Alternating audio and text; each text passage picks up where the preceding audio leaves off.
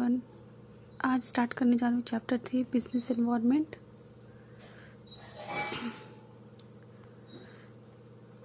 और chapter 3 business environment में हम लोग पढ़ेंगे कैसे बिजनेस का जो भी डायनेमिक, जो भी उसके आसपास जो भी चेंजिंग इन्वायरमेंट है, डायनेमिक सर्कमस्टांसेस है, बिजनेस की पॉलिसी क्या है, आसपास के इन्वायरमेंट से क्या असर पड़ता है बिजनेस पे, और बिजनेस ग्रो करेगा या डिक्लाइन जाएगा, ये सब हमें पढ़ना है। और कैसे ग्रो कर सकता है, कैसे किस फेवरेबल कंडीशन होंगी, अनफेवरेबल कंडीशन होंगी, ये सब हम पढ़ेंगे। यहाँ से स्टार्ट कर रही हूँ, स्क्रीन विजिबल हो फिर स्टार्ट करते हैं।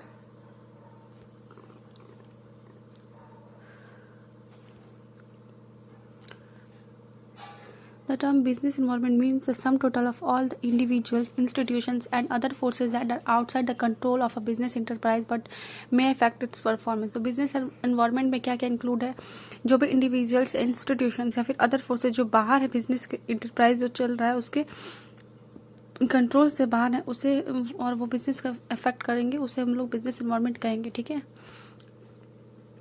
तो इंडिविजुअल कैसे हो सकते हैं? इंडिविजुअल जो है वो कस्टमर्स होंगे, कंपीटिंग इंटरप्राइजेस होंगे, गवर्नमेंट्स होंगे, कंज्यूमर ग्रुप्स हो सकता है, कॉम्पिटिटर्स हो सकता है, कोर्ट्स हो सकता है, media and other institutions working outside enterprise constitute its environment. The important point is that these individual institutions are and forces are likely to influence the performance of a business enterprise although they happen to exist outside it's boundaries. तो जैसे ये सब जो individuals अगर outside boundary के चले जाएंगे तो बिजनेस एंटरप्राइज जो है वो फेवरेबल और अनफेवरेबल कंडीशंस पे जाकर वो डिक्लाइन करेगा, या तो प्रॉफिट होगा या तो लॉस होगा।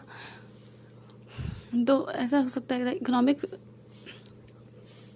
the economic, social, political, technological and other forces which operate outside a business enterprise are a part of its environment। जैसे कि इकोनॉमिकल हो सकता है, सोशल हो सकता है, पॉलिटिकल हो सकता है एंड अदर फोर्सेज जो है वो बिजनेस इन्वायरमेंट में इंक्लूड हो सकता है। नेक्स्ट है, हम लोग पढ़ेंगे some features of business environment. Totality of external forces. Business environment is sum total of all the things external to business firms and such integrated। जो भी externally business enterprise के है वो सारे जो है वो external forces, specific and general forces। business environment include both specific and general forces। specific force जैसे investors लगा सकते हैं, customers लगा सकते हैं, competitors लगा सकते हैं, suppliers लगा सकते हैं, बट नॉन स्पेसिफिक कैसे होंगे, जो कि सोशली, पॉलिटिकली और लीगली और टेक्नोलॉजिकली कंडीशन जो इम्पैक्ट होते हैं उन्हें हम लोग जनरल फोर्सेस के टाइप से जान सकते हैं। नेक्स्ट है interrelatedness. Different elements of parts of business environment are closely interrelated मतलब आपस में सब जो है इंटर रिलेटेड करेगा। जैसे कि फूड्स, अगर कोई फूड रिलेटेड है तो वो किसी हेल्दी प्रोडक्ट्स को लेके आगे बढ़ेगा, ऐसे ऐसे हम लोग यूज़ कर सकते हैं। नेक्स्ट है dynamic nature. Business environment is a dynamic in nature मतलब चेंजिंग है, it keeps on changing whether in terms of technological improvement, shift in consumer preferences और entry of new competitors in the market. Uncertainty. Business environment is largely uncertain as it is very difficult to predict future happenings, especially when environment changes are taking place too frequently, as in the case of information technology or fashion industries. Complexity since business environment consists of numerous interrelated and dynamic conditions or forces which arise from different sources, it becomes difficult to comprehend at once what exactly constitutes a given environment. In other words, environment is a complex phenomenon that is relatively easier to understand in parts but difficult to grasp in its. Next, relativity. The business environment is a relative concept since it differs from country to country or even region to region. Political conditions in the USA, for instance, differ from those in China और पाकिस्तान। जैसे कि relative functions हो सकते हैं, जैसे China और पाकिस्तान का जो भी बिजनेस रिलेशंस है वो चेंज हो सकता है और आपस में डिफरेंट भी हो सकता है। ठीक है, नेक्स्ट हम लोग पढ़ेंगे importance. It enables the firm to identify opportunities and getting the first mover advantage। opportunities मतलब मिलेगी तो पॉजिटिव चेंज आएगा, एक्सटर्नल ट्रेंड्स और जो भी चेंजेस मिल रहे हैं उसको लेकर वो इम्प्रूव करेगा business enterprise. It helps the inform to identify threats and early warning signal. जो भी हमारे साथ जो भी अनफेवरेबल कंडीशंस या फिर जो भी आउटकम्स हमारे हमको इन फ्यूचर बिजनेस में हमें फेस करनी होंगी या फिर जो भी डिफ़िकल्ट फेस करनी होगी, उसके लिए क्या होता है, पहले से ही वार्निंग मिल जाती है कि हाँ, अगर बिजनेस में अगर ऐसा चेंज आने वाला है, अगर आसपास जो भी डायनेमिक चेंजेस आने वाले, पॉलिटिकली हो, लीगली हो, सोशली हो या फिर टेक्नोलॉजिकली चेंज हो रहा होगा, तो उसकी वजह से क्या होगा, पहले हमें वार्निंग मिल जाती है कि आप अपना जो भी है मैनेजिंग का या फिर जो भी आपका वर्किंग कंडीशन है उसको थोड़ा सा डायनेमिक कर लो, थोड़ा सा चेंज कर लो as per the required conditions. It helps in tapping useful resources. Environment is a source of various resources for running a business. To engage in any type of activity, a business enterprise assemble various resources called inputs like finance, machines, raw materials, power and water, labor, etc. from its environment, including financiers, government and suppliers. They decide to provide these resources with their own expectations to get something in return from the enterprises. जो भी है वो जो भी environment आसपास है वो ऐसे बिजनेस एक्टिविटी में इंगेज हो जहाँ पे बिजनेस जो है वो हर तरीके के इनपुट्स के साथ मिला हुआ हो, जैसे कि फाइनेंशियल मशीन हो या फिर रॉ मटेरियल हो या फिर पावर हो, वाटर हो, लेबर हो. तो उससे क्या होगा, उससे बिजनेस करने में थोड़ा जो है सपोर्ट बढ़ जाएगा और थोड़ा ईजी वे में हेल्प हो जाएगी. It helps in कॉपिंग with rapid changes. Today's business environment is getting increasingly dynamic where changes are taking place at a fast pace. It is not the fact of the change itself that is so important as the pace of change. Turbulent market conditions led brand loyalty divisions and subdivisions, fragmentations of markets, more demanding customers, rapid changes in technology and intense global competitions are just a few of the images used to describe today's environment. ठीक है, तो जो भी rapid changes आ रहे हैं उसके हिसाब से आपको चेंज करना होगा. नेक्स्ट है it helps in assisting in planning and policy formulation. Since the environment is a source of both opportunities and threats for a business enterprise. Its understanding and analysis can be the basis for deciding the future course of action, planning of और trading. तो जो भी trading या फिर planning जो चल रही business पे, उसे जैसे प्लान करेंगे बिजनेस को, ऐसे कंट्रोलिंग तक जाएंगे.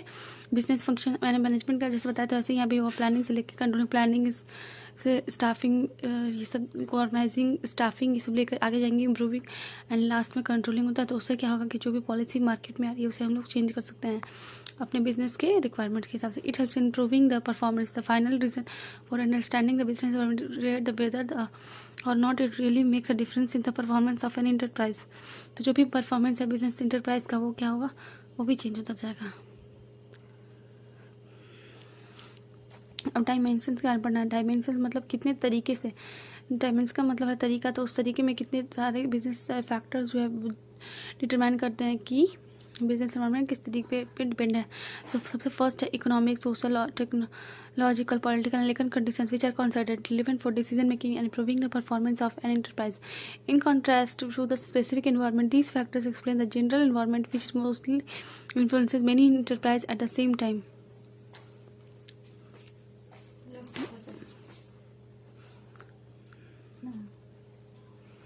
Economic environment, interest rates, inflation rates, changes in disposable income of people, stock market indices, the value of rupees are some of the economic factors that can affect management practices in a business enterprise.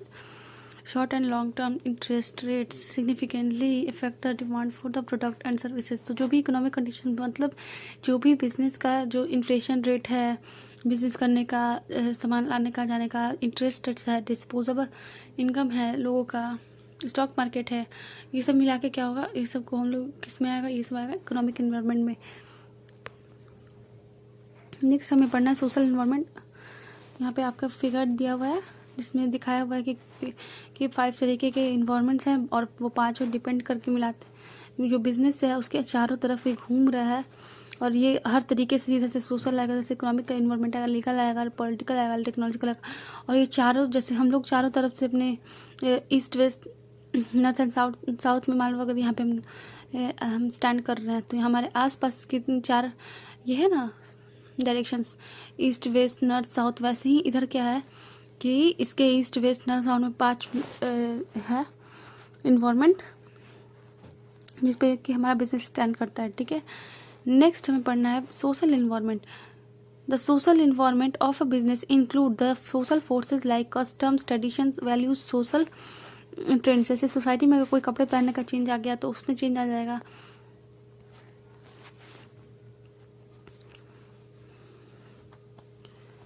वैसे ही अगर कोई भी तरीके का change आ रहा है, अगर ये चेंज आ रहा है, सीजनल चेंज आ रहा है, तो वो भी चेंज आ जाता है। नेक्स्ट हमें पढ़ना है technological environment. Technological environment includes forces relating to scientific improvements and innovations which may provide new ways of producing goods and services and new methods and techniques of operating a business। तो जो भी technology changes, जैसे machine पहले क्या था, human labour ज़्यादा लगता था और मशीन्स नहीं थी, बट अब क्या है, मशीन्स आ गई है, तो मैन्युफैक्चरिंग यूनिट्स को हो या फिर किसी भी तरीके का अगर हम फैक्ट्री सेटअप कर रहे हैं तो वहाँ पे हमारे पास अलग अलग तरीके की मशीन्स का इनोवेशन हो चुका है, जो कि हमें मदद करती हैं अपने बिजनेस को बढ़ाने में। नेक्स्ट हमें पढ़ना है political environment. Political environment includes political conditions such as general stability and peace in the country and specific attitudes that elected government representatives hold towards business. The significance of political conditions in business success lies in the predictability. तो जो भी political मतलब अगर आसपास अगर कोई long term का government है, कोई गवर्नमेंट अपने एटीट्यूड्स में पॉजिटिव और नेगेटिव चेंज कर रहा है, तो वो भी बिजनेस पे इम्पैक्ट करेगा। नेक्स्ट है लीगल इन्वायरमेंट। अगर लीगल कोई प्रोसीजर है जिसमें गवर्नमेंट ने चेंजेस ला दिया है, तो या तो वो सेंट्रल लेवल पे होगा, स्टेट लेवल पे या फिर लोकल गवर्नमेंट पे होगा, बट क्या है कि वो इनडायरेक्टली आपको अफेक्ट करेगा, तो इस वजह से लीगल इन्वायरमेंट को भी लेके चलना होता है। ठीक है, यहाँ पे वही सब एक्सप्लेन किया हुआ है, बट फिर रीड करने का आपके पास टाइम नहीं, आपको बस जल्दी से रिवीजन करनी है, इस वजह से हम यहाँ पे जाएंगे। Economic environment in India. तो अब हमें पढ़ना है इकोनॉमिक इन्वायरमेंट जो है वो इंडिया में किस तरीके से। इकोनॉमिक इन्वायरमेंट इन इंडिया, यहाँ पे देखिए, यहाँ पे दिया हुआ है कि अभी के टाइम पे कैसा है। ठीक है, ठीक है, यहाँ पे दिया हुआ है कि इंडिपेंडेंस के टाइम पे कैसा था, बट ये दोनों में से कोई भी रिलेटेबल नहीं है। दोनों में से कुछ भी एग्जाम ये वाला पॉइंट कभी पूछा ही नहीं है सीबीएसई बोर्ड ने।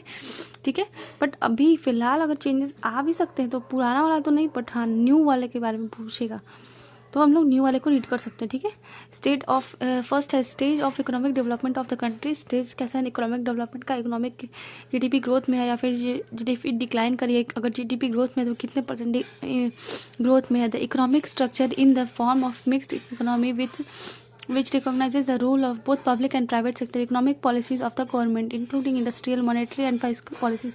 जो भी पॉलिसीज गवर्नमेंट की चेंजेस आ रही है वो कैसे जा रही है, इकोनॉमिक प्लानिंग कैसी है, 5 ईयर प्लान कौन सा चल रहा है, एनुअल बजटिंग क्या है, ये सब चेंज आएगा। Economic indicators like national income, distribution of income rate and growth of GNP per capita income, disposal personal income, rates of savings and investments, value of exports and imports, balance of payments and so on. Infrastructure such as financial institutions, banks, modes of transportation,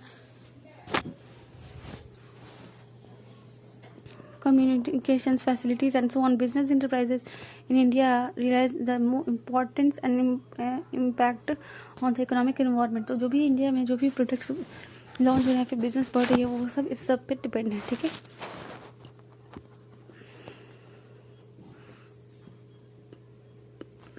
अभी ये सब exam नहीं पूछता है, जितना मैंने ऊपर पढ़ाया हुआ या तो वो पूछेंगे किसी ना किसी एक एलिमेंट इन्वायरमेंट के बारे में। ठीक है, नहीं तो सिर्फ पूछेंगे सबका नाम। ठीक है, या फिर ये वाली चीज़ पूछ सकते हैं।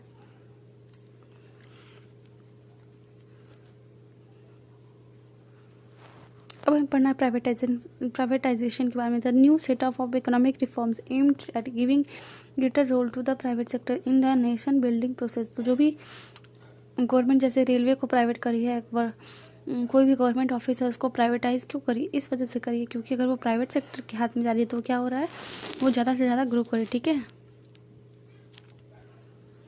तो अब के टाइम पे गवर्नमेंट क्या करी, 51% जो है वो ओनरशिप गवर्नमेंट रख रही है और 49% जो है वो प्राइवेट को दे रही है। Globalisation means the integration of the various economies in the of the world leading towards the emergence of the cohesive global economy. तो ग्लोबल इकोनॉमी में और जो भी मतलब मिक्स्ड इकोनॉमी में जो भी इंटरचेंज आ रहा है उसको हम लोग बताएंगे ग्लोबलाइजेशन। जैसे कि मॉडर्नाइजेशन जो आ रही है उसे बोलेंगे ग्लोबलाइजेशन। ठीक है, भी हम लोग को पढ़ना है, लास्ट में हमें जाना पड़ेगा। ये सब हमें ये नई चीज़ गवर्नमेंट ने ऐड की थी 2016 में 8 नवंबर को, डिमोनेटाइजेशन, जिसमें कि नोट्स को, करेंसी नोट्स को, पता होगा आप सबको 500 और 1000 के करेंसी नोट्स जो है उन्हें डिवैल्यूट कर दी गई थी, उन्हें हटा दिया गया था। बट ऐसा क्यों किया गया था? जस्ट टू ऐसा करने के का कारण था corruption, काउंटरफेटिंग and the use of high denomination notes for illegal activities and especially the accumulation of black money generated by income that has not been declared to the tax service। तो जो भी tax service था उसमें जो है corruption चल रही थी, उसको रोकने के लिए ने डिवैल्यूट कर दी थी नोट्स, ठीक है। और उसके बाद फिर क्या हुआ था, 2000 के नए नोट्स आ गए थे 10 नवंबर 2016 को ही। तो यहाँ पे फीचर्स दिया हुआ डिमोनेटाइजेशन के, जो कि पूछ रहा था मेरे इस टाइम पे, तो एग्ज़ाम में सेम क्वेश्चन आया हुआ था, क्योंकि उस टाइम पे बहुत नया था ये। मैंने 2019 में एग्ज़ाम दिया हुआ था और ये 2016 का था, तो उस टाइम पे ये करंट टॉपिक था। तो एग्ज़ाम में क्वेश्चन आए हुए थे कि फ़ीचर्स ऑफ डिमोनेटाइजेशन क्या है। तो अगर एग्ज़ाम में डिमोनेटाइजेशन के फ़ीचर्स आ रहे हैं तो पहले आपको डिमोनेटाइजेशन का ये क्या वो डेफिनेशन लिखना होगा, उसके बाद फीचर्स बताना होंगे। Demonetisation is viewed as a tax administration measure, जो भी टैक्स लग रहा है उसके मेज़र करने का एक नज़रिया माना गया है। Demonetisation is also interpreted in a shift of the part of the government indicating the tax evasion और will no longer be tolerated or accepted। Demonetisation also lead to tax administration, tax evasion भी कर सकते और tax को रोक भी सकते हैं, टैक्स को कम भी कर सकते हैं। Another feature of demonetisation is to create less tax cash light economy, जो कि चेंजेस आ रही है, जैसे कि पॉइंट ऑफ सेल आ रहा है, मशीन्स का डिजिटलाइजेशन हो रही है इंडिया में, ये उसी चीज़ से रिलेटेड है, ठीक है। अब यहाँ पे पढ़ना है, digitalisation has broadly impact 3 sections of society, the poor who are largely outside the digital economy, the less largely outside the digital economy, and the less affluent who are becoming part of the digital economy who has been covered under Jan Dhan accounts and RuPay pay cards, and the affluent who are fully conversant with digital transactions, ठीक है। यहाँ तक हमने ये कर दिया, complete कर दिया बिजनेस इन्वायरमेंट। यहाँ पर दिया हुआ इम्पैक्ट ऑफ डिमोनेटाइजेशन, इसको आप एक बार रीड कर सकते हैं, ठीक है।